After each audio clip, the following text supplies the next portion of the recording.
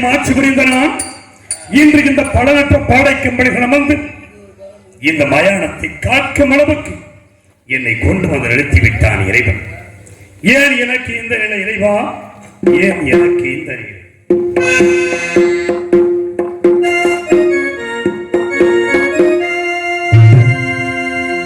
ஏன் எனக்கு இந்த நிலை? ஏன் எனக்கு இந்த நிலை?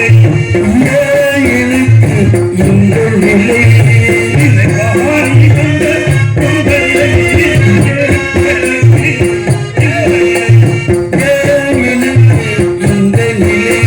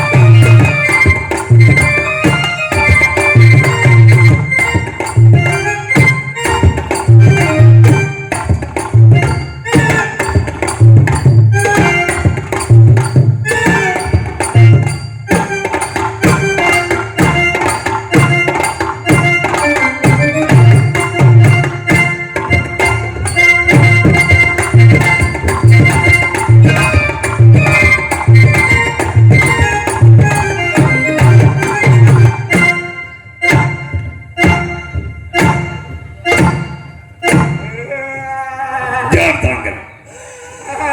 யார் நீ?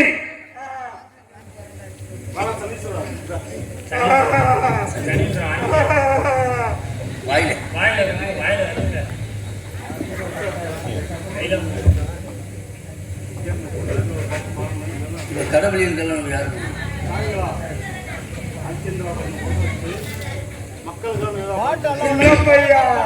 யார் நீ?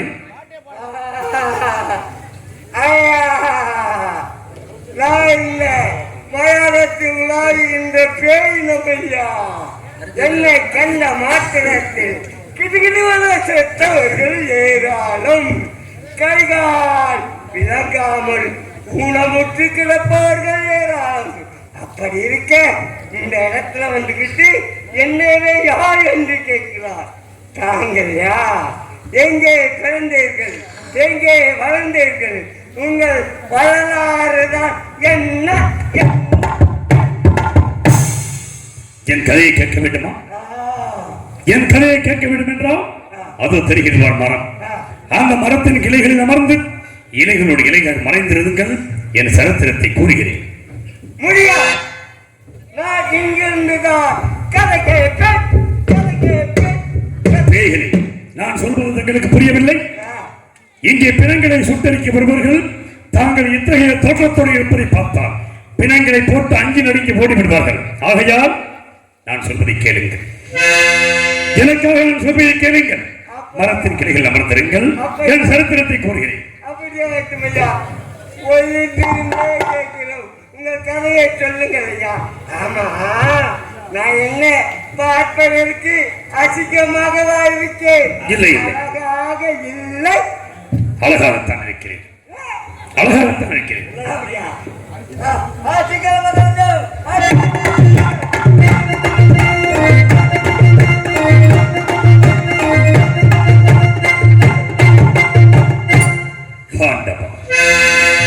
எத்தனையோ தெய்வீக சிந்தனை மனிதர்கள் நாம் இருக்கும்போது இறைவன் அந்த பேய்களை வைத்து என் கதையை கேட்க வைத்திருக்கிறான்.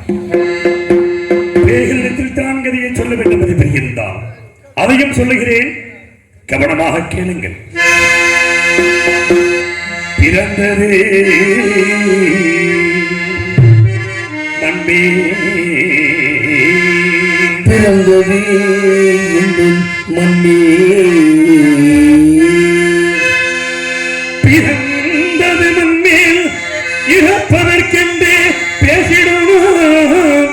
துறந்த சுகமும் துக்கத்தை கீழன் சொல்லும் கண்டே, கரந்தனை கூப்பி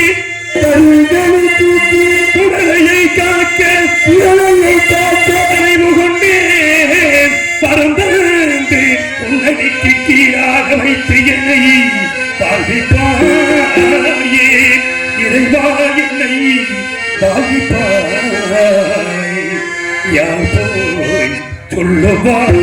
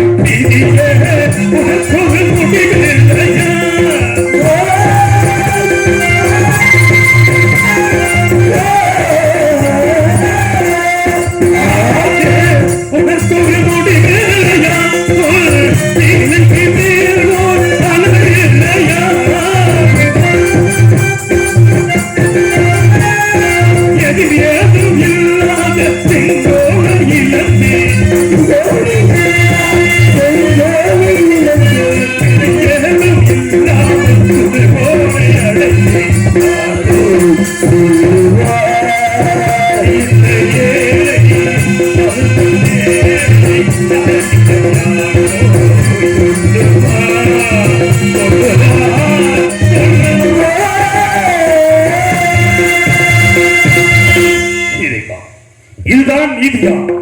இதுதான் நீ செய்த தர்மமா இறைவா? இசையிது தர்மமா?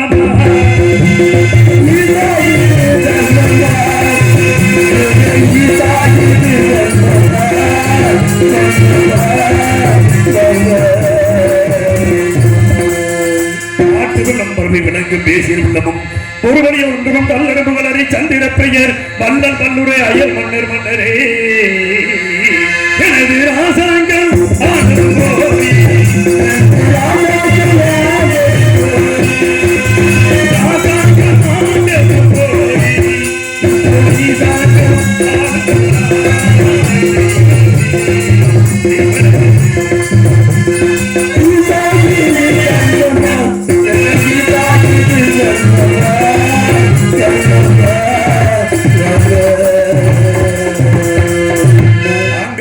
கலிங்கம் குருவிந்தம் கொப்பரம் கோசனம் பிராணம் கூடபதி வெஞ்சயம் கொல்லம் ஏற்பாளம் நடனம் எங்கனம் கேகையும் கேரளம் பல்லவம் சிந்து சீனம் சோழகம் திராவிடம் துருவமும் குந்திரமும் தூக்கமும் சோழியபுரம் மங்காளம் சிங்களம் கம்பீரம் ராதகம் மாடவபுரம் துங்காசம் மலையாளம் தாம்போசம் காந்தாரம் பாண்டியம் பாஞ்சாலம் கடாரம் வடபிரதேசம் தென்பிரதேசம் மத்துமகண்டம் அயோத்தி என்ற நாட்டை நான் ஆண்டது போலி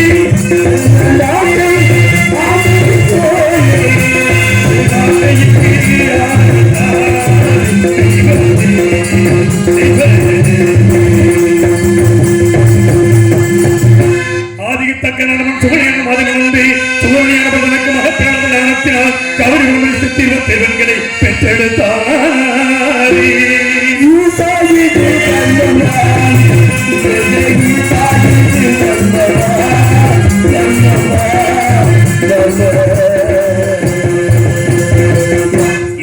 பெண்களை பெற்றெடுத்த அசினி பரமசித்திகை ரோகிணி மிருகசேஷம் திருவாதிரை புனர்பூசம் பூசம் ஆயய மகபூரமுத்திரம் அர்த்தம் சித்திரை சுவாதி அனுசம் கேட்டை மூலம் புராணம் உத்திராடம் திருவோணம் அமைத்தம் சதயம் புரட்டாதி உத்திரட்டாதி ரேவதி என்று 27 பெண்களை கிரமமிட்டு நான் ஒரு வேலையும் புனர்வமாக வளர்த்து பெண்களுக்கு தக்க பெறும் முந்தபுடனே 16 கலையுடைய சந்தனை அழைத்து 27 மாதங்களையும் மனம் செய்து கொடுத்து ஏகமோகமாக இன்று நடத்த கிடப்பது என்று சந்திர மண்டலம் அனுப்பி வைத்தார்.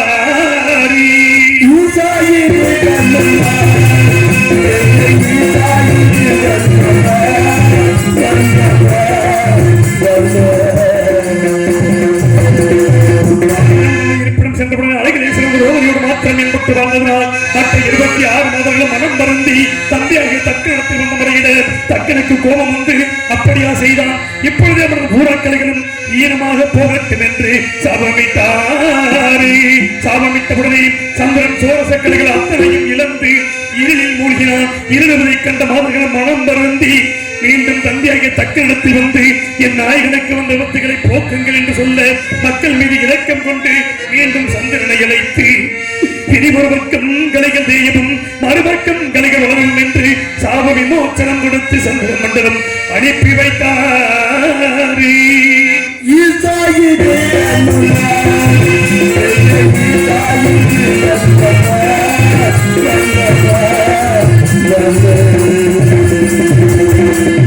சாபமிட்ட காரணத்தினால் பூலோகத்தில் 12 ஆண்டுகள் மழையில்லாமல் வெப்பம் அதிகரித்து சந்திர மண்டலத்தை அளாத சந்திரத்தை இருக்காது. எங்கும் நீராட ஜலம் இல்லாதால் தன் பத்திரிமார்களை 27 பேர் அழைத்து பூலோகம் வந்தார். பூலோகத்தில் கவன பரிசுகள் நீராடக்கூடிய திருக்குளத்தில் ஜலம் நிறைந்திருப்பதை பார்த்து தானும் மாதர்களும் நீராடி சந்திர மண்டலம் சென்றார்கள்.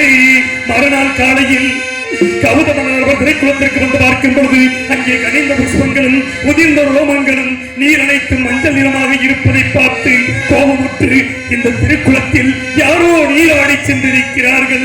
இனி என்ன என்று இந்த திருக்குளத்தில் ஆண்கள் நீராடினால் பெண்களாகவும் பெண்கள் நீராடினால் ஆண்களாகவும் போக கிடப்பது என்று சாபமிட்டார்.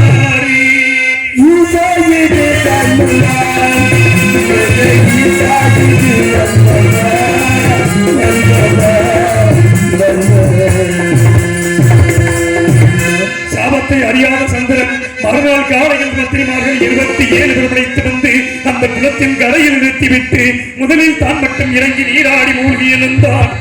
மூழ்கி எழுந்த சந்திரன் அழகிய பெண்ணுருவாக மாறி கரைக்கு வர பெண்கள் கண்டு மனம் வருந்தி ஸ்ரீமன் நாராயணன் நோக்கி தவம் செய்ய தவத்திருக்கிற மகாவிஷ்ணுவானவருக்கு வந்து பெண்ணுருவாய் என்ற சந்திரனை பார்த்து அவனிடத்தில் கொஞ்சி பேசி மறைமுகமான சோலைவனத்தில் அழைத்து போய் கூட மகா பாதகனாகிய நான் பிறந்தே குழந்தையாய் என்னை தருகினை கிடத்திவிட்டு பெண்ணுருவாய் இருந்த சந்திரனை மீண்டும் திருக்குளத்தில் மூழ்கும்படி செய்து சுய உருவை கொடுத்து சந்திர மண்டலம் அனுப்பி வைத்தார். அந்த வனத்திலே வசிக்கின்ற கௌதமரை அழைத்து குழந்தையாகி என்னை கொடுத்து இவன் மகா சத்தியவந்தன் தந்தாரம் என்று பிரதாரம் இச்சிக்க மாட்டான், மெய் என்று பொய் சொல்ல மாட்டான், இவன் 56 தேசத்தையும் ஆளுகின்ற சக்கரவர்த்தியாக வருவான், திருச்செங்கரச வேட்டைக்கு வருவான், அவனிடத்தில் இவனை கொடு என்று உத்தரவு செய்து இவன் அறியாகி எனக்கும் சந்திரனுக்கும் பிறந்தபடியினால் இவனுக்கு அரிச்சந்திரன் என்று பெயரிட்டு அழைக்கும்படி சொல்லி சென்ற பேரையோ நாம் இழந்தேன்.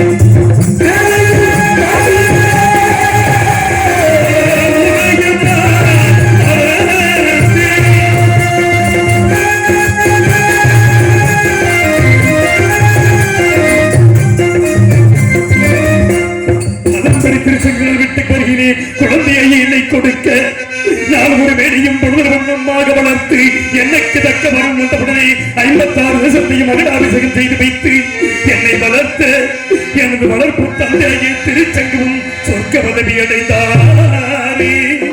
நான் நாட்டை நீதியோடு ஆண்டு கொள்வதற்கு களத்திலே செங்கோல் பிடித்தது போய்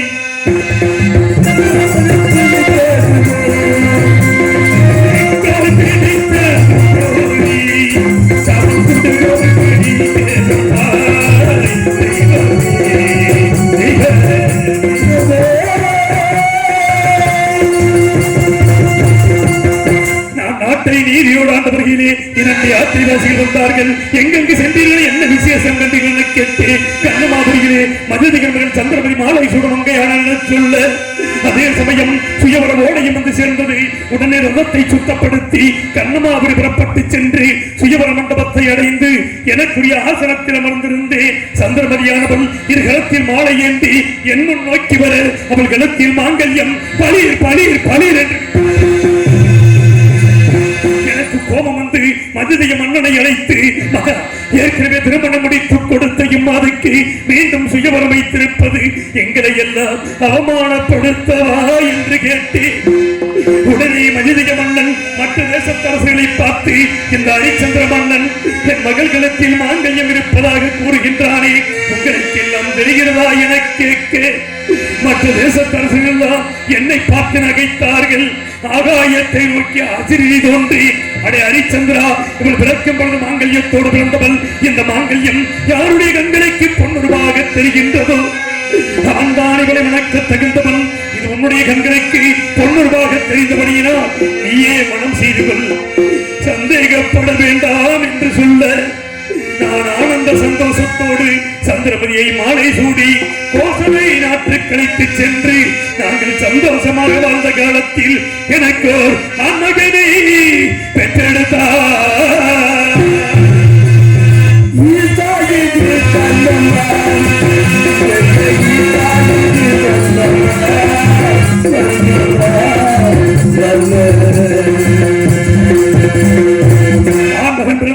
மகிழ்ச்சியிலே 7 நாட்கள் களஞ்சியத்தை திறந்து வைத்து அள்ளி செல்லுங்கள் செல்லுங்கள் என்று சொல்லி மேலும் வேதவராஜனங்கள் போதி நான் பெற்ற மகனைக்கு லோகிதாசன் தேவதாசன் என்று பெயரிட்டு அழைத்த புத்திரனை மறந்தேன்.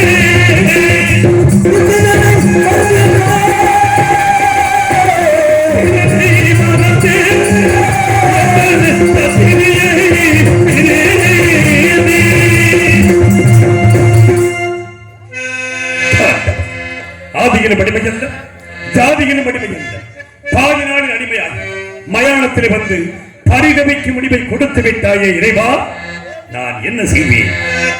ஆதியிலும் அடிமையல்ல, ஜாதியிலும் அடிமையல்ல, ஆதியிலும் அடிமையல்ல, ஜாதியிலும் அடிமையல்ல.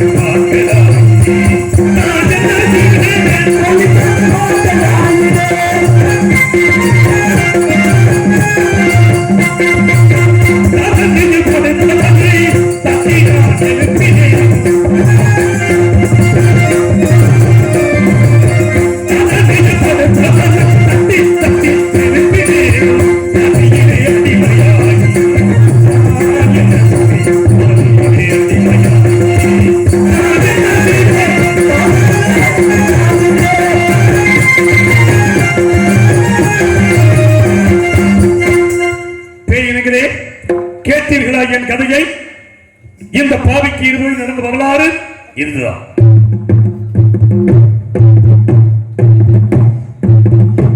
யார் தாங்கள்?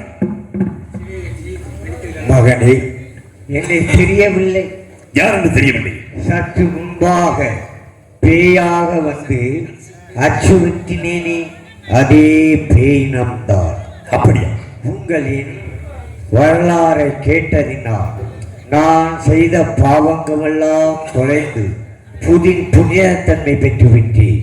நான் மாத்திரமல்ல, இந்த நாட்டில் உள்ளவர்கள் அனைவரும் உங்கள் கதையை பார்ப்பவர்கள், படிப்பவர்கள் அவரவர்களை செய்த பாவம் தொலைந்து புனிதத்தன்மை பெறுவார்கள்.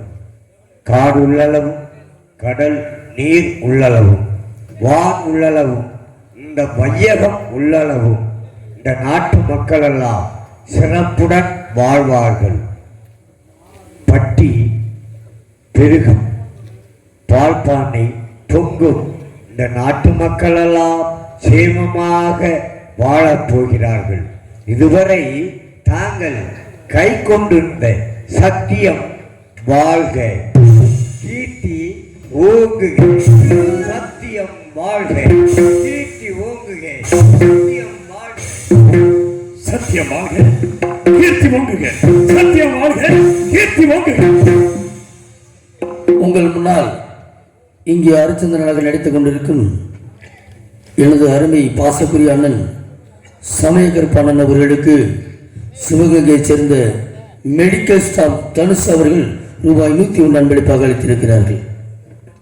அன்பானார் தனுஷ் அவர்கள் 101 அன்பளிப்பிருக்கிறார்கள். அண்ணா அவர்களுக்கு நெஞ்சார்ந்த நன்றி.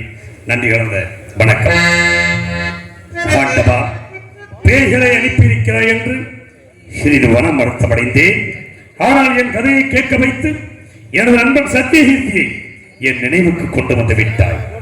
மனிதன் நினைப்பதுண்டு வாழ்வு நிலைக்கும் என்று, இறைவன் நினைப்பதுண்டு பாவம் மனிதன்.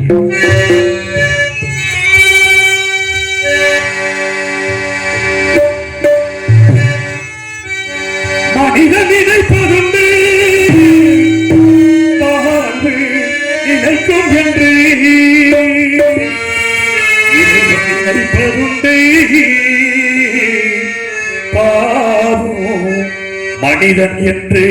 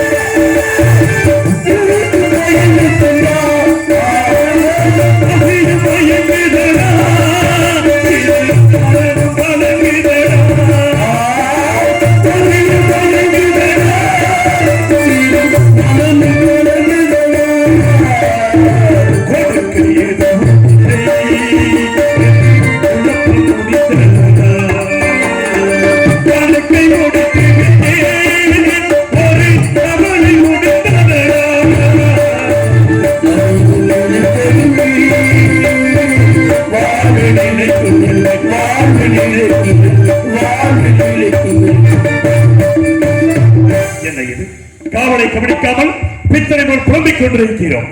போகிறேன் போகிறேன் தெய்வமே, மயானம் காக்க போகிறேன் போகிறேன் தெய்வமே, போகிறேன் போகிறேன்